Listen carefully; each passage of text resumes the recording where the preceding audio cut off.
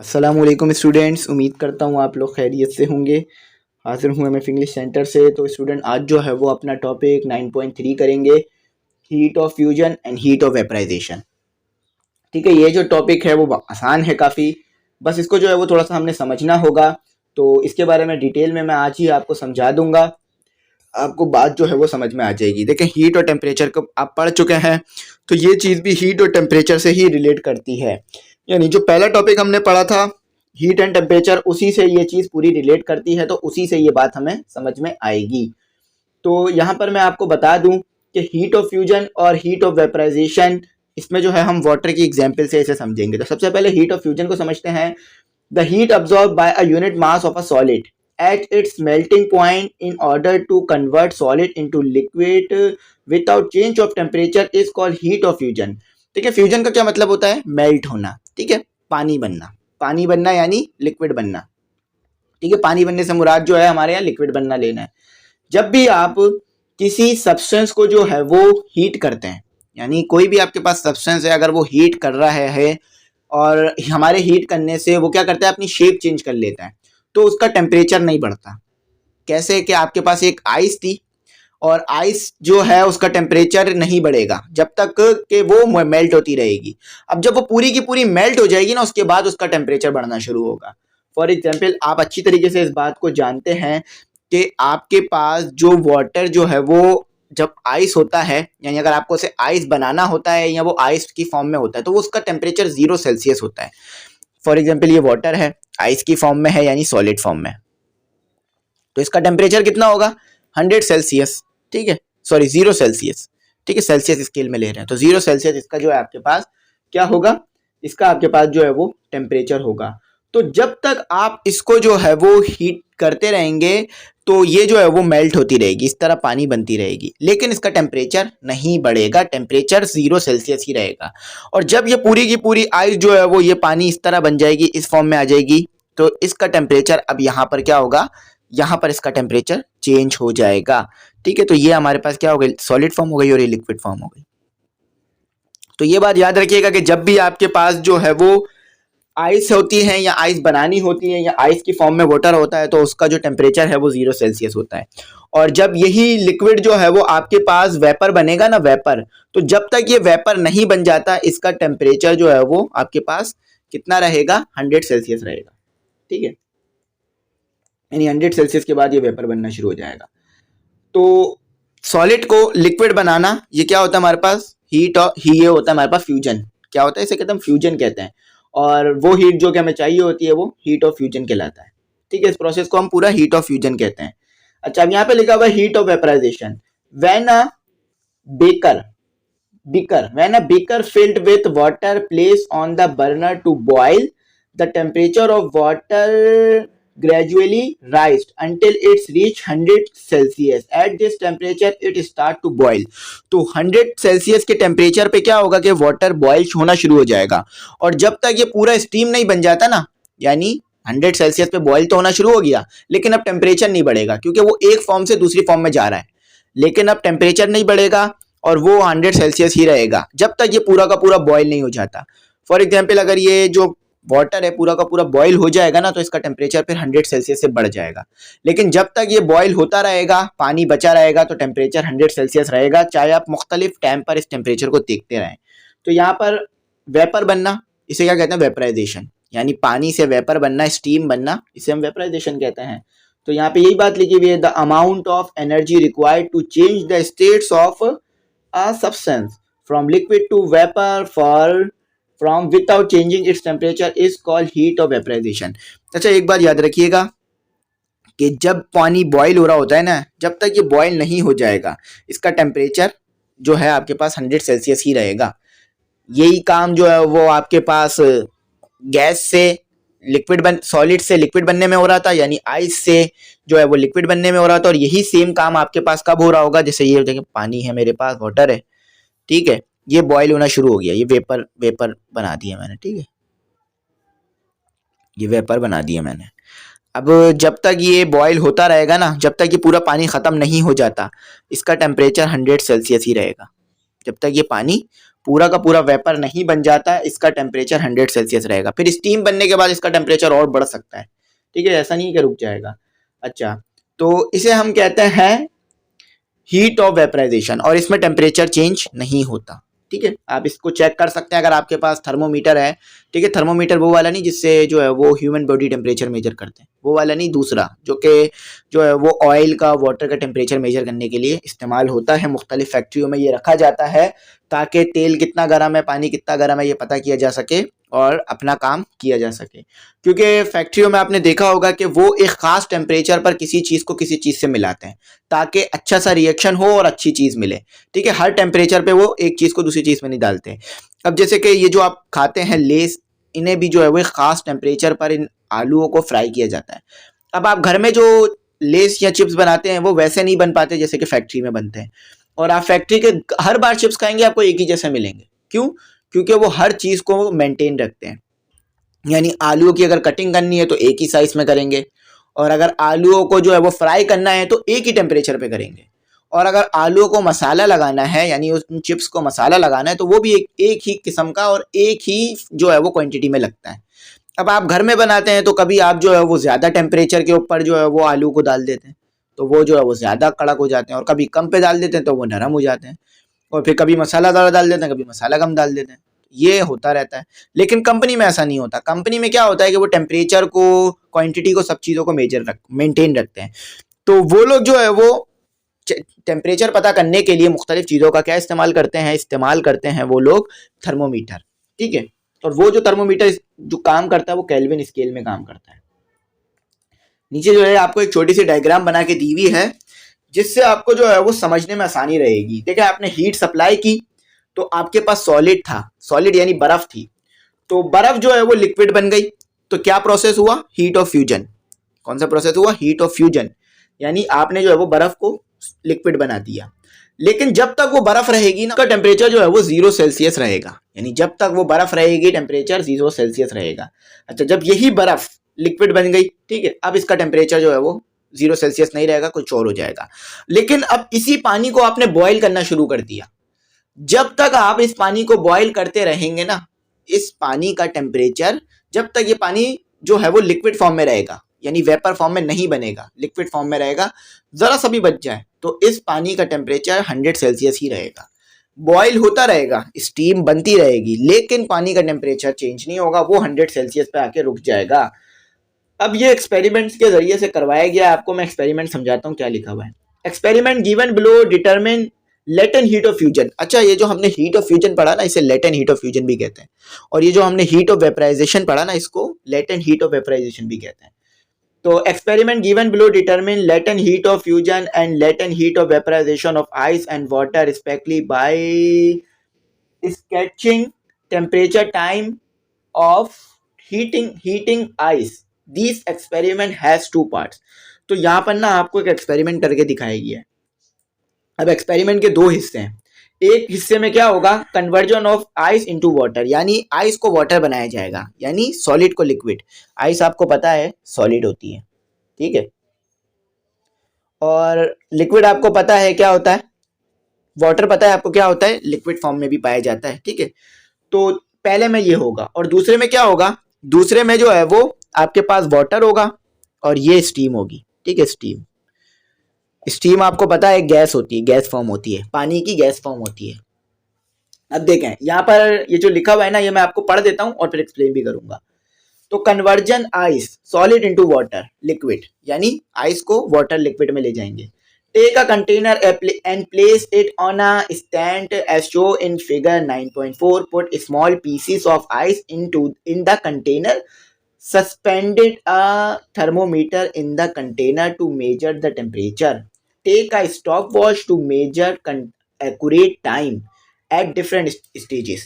ठीक है, आपने क्या किया? आप जो है वो फिगर 9.4 देखें, एक्सप्लेन कर देता हूँ। क्या करना है आपने? आइस ली और वो बिकर में या कंटेनर में डाल दी। बिकर कहते हैं, इसे कंटेनर पढ़ देते हैं। तो इसमें डाल दी। आपने क्या किया? थर्मोमीटर भी साथ डाल दिया। ठीक है, एक्सपेरिमेंट करा, जब भी तो हमें अपनी बात को बयान करने में आसानी हुई ना। तो बस ये आपने 2 काम किए। अभी आप देख रहे हैं, आपकी आंखों के सामने आप टेम्परेचर बढ़ा रहे हैं, यानी आप ना उसको हीट अप कर रहे हैं उस बीकर को, ठीक है, थोड़ा बहुत हीटअप कर रहे हैं। यहाँ भी चले उसे आपने क्या किया हुआ, हीटअप नहीं कर रहा है, अभी आपने उसे रखा हुआ है, लेकिन उसका टेम्परेचर आपको पता है सराउंडिंग का टेम्परेचर ज्यादा होता है, आइस का कम होता है, तो आइस पिघलना शुरू हो जाती है हमारे सराउंडिंग में आकर। अगर फ्रिज से आपने बर्फ निकाल के रख दी तो बर्फ जो है वो पिघलती रहती है।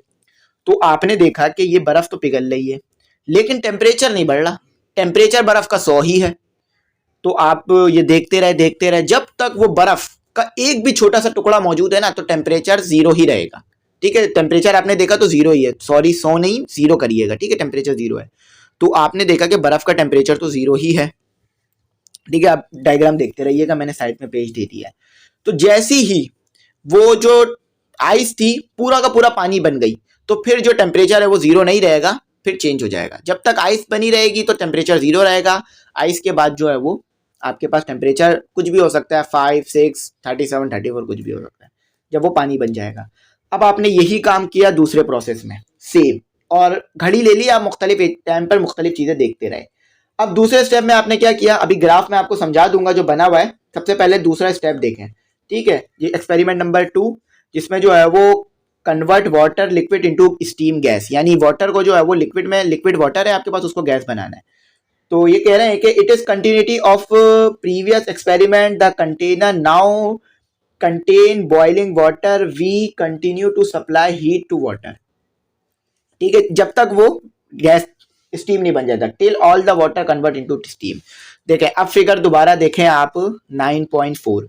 तो आपने क्या किया, उसी कंटेनर को रख दिया किसी बॉईल करने वाली चीज पर, कि जो हीट दे दी नीचे से। ठीक है, फ्लेम पे रख दिया आपने, तो पानी जो है वो बॉईल होना शुरू हो गया। आपने साथ ही साथ थर्मोमीटर भी डाला हुआ है। आप देख रहे हैं कि पानी तो बॉईल हो रहा है, स्टीम तो बन रहा है, लेकिन टेम्परेचर नहीं बढ़ रहा, 100 पे आके रुक गया है। अब क्यों, जब तक जरा सा भी पानी बाकी है, जब तक जरा सा भी पानी बाकी है, टेम्परेचर 100 से ऊपर नहीं जाएगा। अब जैसी ही टेम्परेचर जो है 100 से ऊपर गया, तो इसका मतलब यह है कि पानी पूरा खत्म हो जाएगा।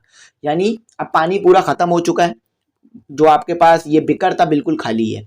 तो अब क्या हुआ है कि बिकर बिल्कुल खाली हो गया, यानी जितना भी पानी था सब स्टीम बन गया, गैस बन गया। तो अब जो उस स्टीम का टेम्परेचर है ना, वो 100 से ज्यादा कुछ भी हो सकता है, यानी 102, 103, 104। जब तक वो पानी रहेगा उसका टेम्परेचर 100 से ऊपर नहीं जा पाएगा। तो ये जो है आपके पास, ये चीज समझाने की असल होती है लेटेंट हीट ऑफ फ्यूजन और लेटेंट हीट ऑफ वेपराइजेशन में। अच्छा, अब आप जो है वो ग्राफ देख लीजिए। अब आप जो है वो ग्राफ देख लीजिए। तो ग्राफ में यहाँ पर आपको टाइम बना के दिया हुआ है और यहाँ पर आपको एक तरफ टेम्परेचर बना के दिया हुआ है। हॉरिजॉन्टल लाइन जो है वो टाइम की है और वर्टिकल लाइन जो है वो टेम्परेचर की है। तो आप देख रहे हैं कि जब तक आइस है तो टेम्परेचर 0 सेल्सियस से नहीं बढ़ रहा, लेकिन जैसे ही आप देखें, अगर आपको नजर आ रहा हो तो 0 सेल्सियस है, लेकिन जैसे ही वो वाटर बन गया, आइस से वाटर बन गया, आइस खत्म हो गई है, तो अब टेम्परेचर बढ़ना शुरू हो गया। ठीक है, 0 से बढ़ना शुरू हो गया और फिर 100 पर आके रुक गया। अब यहाँ पर ये पानी की फॉर्म में 0 से लेके 100 तक जो टेम्परेचर है इसमें ये पानी की फॉर्म में रहेगा, और 0 से लेकर -30 का जो टेम्परेचर है इसमें जो है ये आइस की फॉर्म में रहेगा। ठीक है, तो अब आपके पास 0 से लेकर 100 तक के टेम्परेचर में ये वाटर फॉर्म में, यहाँ पे लिखा हुआ है ना, 0 से 30 से ले -30 से लेकर 0 तक का जो टेम्परेचर है वो आइस फॉर्म है, और 0 से लेकर जो 100 तक का टेम्परेचर है वो वाटर फॉर्म में। ठीक है, तो आपसे अगर कोई पूछ लेना कि पानी 80 की फॉर्म में क्या होगा, 80 टेम्परेचर जो है वो 80 सेल्सियस है, तो पानी की क्या फॉर्म होगी, तो आप बोलेंगे लिक्विड फॉर्म होगी। और इसी तरह से आपसे कोई पूछ लेना 0 से लेकर आपके पास टेम्परेचर जो है वो -20 है, तो पानी की क्या फॉर्म होगी, तो आप बोलेंगे आइस फॉर्म होगी। अच्छा, अब आइस, अब जो है वो हम देखते हैं वाटर फॉर्म में तो 100 तक है। अब जो है ना वाटर क्या हुआ है, पूरा स्टीम बन गया है। ठीक है, पूरा का पूरा स्टीम बन गया, कुछ भी नहीं बचा। तो अब आप देख रहे हैं कि वाटर का जो टेम्परेचर है वो 0 सेल्सियस से बढ़ गया है, 0 सेल्सियस से बढ़ गया है, जो कि आपको 34 मिनट बाद ये चीज मिल रही है।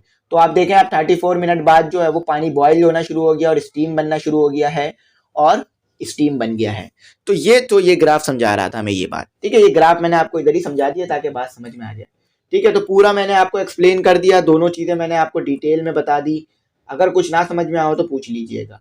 तो एक बार मैं इसे थोड़ा सा और एक्सप्लेन कर देता हूँ। ठीक है, कि जब आप हीट देंगे और हीट देने के बाद जो आइस है वो जो है फ्यूजन यानी मेल्ट होगी, तो इसे कहेंगे हम हीट ऑफ फ्यूजन। लेकिन इसमें आइस का जो टेम्परेचर है वो 0 सेल्सियस से नहीं जाएगा ऊपर, जब तक वो आइस रहेगी बाकी।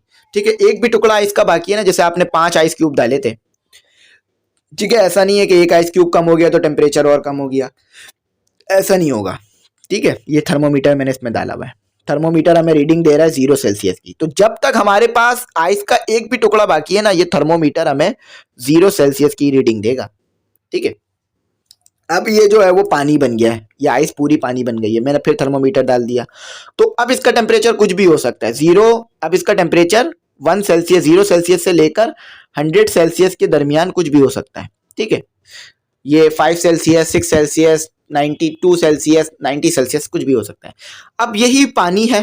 ठीक है, अब इसको मैंने इसमें एक और थर्मोमीटर डाल दिया, अब इसमें से स्टीम बनना शुरू हो गई है। ठीक है, लेकिन जब तक ये पूरा का पूरा पानी खत्म नहीं हो जाता, इस पानी का टेम्परेचर 100 सेल्सियस ही रहेगा।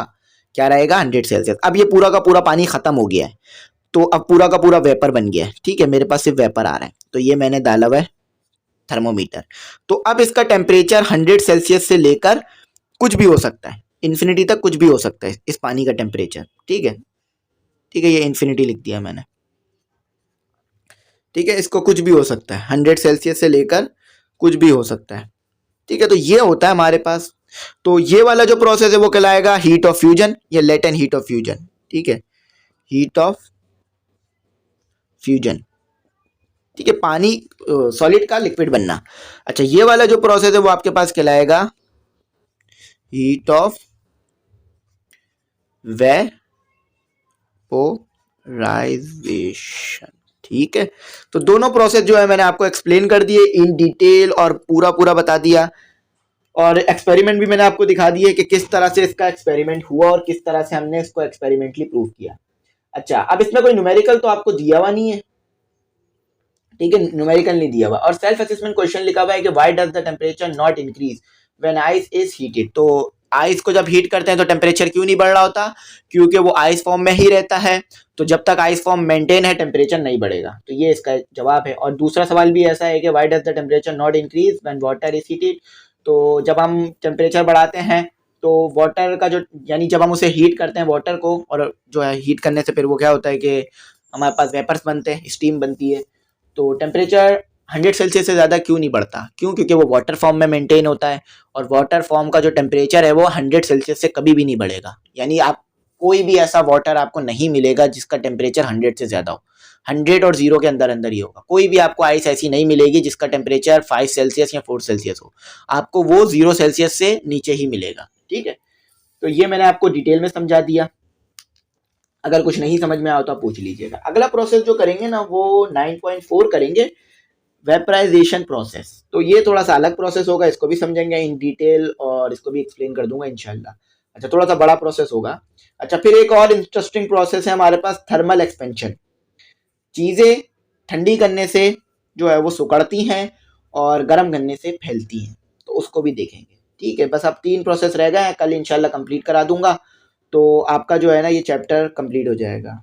बल्कि इसमें हमें जो है वो 5 प्रोसेस दिए हुए हैं, शायद 5 टॉपिक है हमारे इसमें। ठीक है, हमारे को इसमें जो है वो 6 टॉपिक नहीं दिए हुए हैं, हमें इसमें 5 टॉपिक दिए हुए हैं। तो अगला जो प्रोसेस होगा वो हम करेंगे 6.5, जो है वो कल जो है वो 2 कर लेंगे, थर्मल एक्सपेंशन और वेपराइजेशन। तो फिर ये हमारा चैप्टर कंप्लीट हो जाएगा। तो आई होप आपको बात समझ में आ गई होगी, कुछ ऐसा नहीं होगा जो समझ नहीं आया होगा। ठीक है, ग्रुप का बता दूं, ऐड होना चाहे तो हो जाइएगा ऐड, हम आपको कर लेंगे।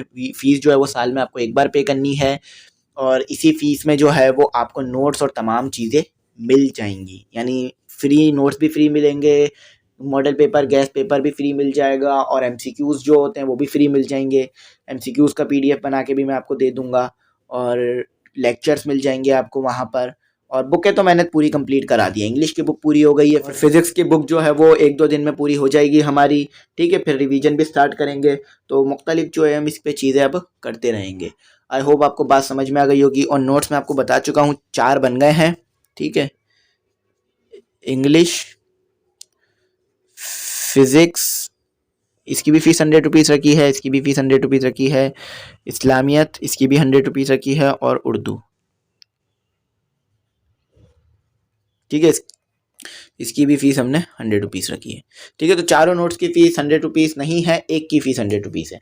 ठीक है, तो उम्मीद करता हूँ बात समझ में आ गई होगी, कुछ ऐसा नहीं होगा जो समझ नहीं आया होगा। आखिर मैं ये कहूँगा चैनल जरूर सब्सक्राइब कीजिएगा, बेल आइकन जरूर प्रेस कीजिएगा, दोस्तों में एक बार जरूर शेयर कीजिएगा। Thanks for watching. अल्लाह हाफिज़, दुआ में याद रखिएगा।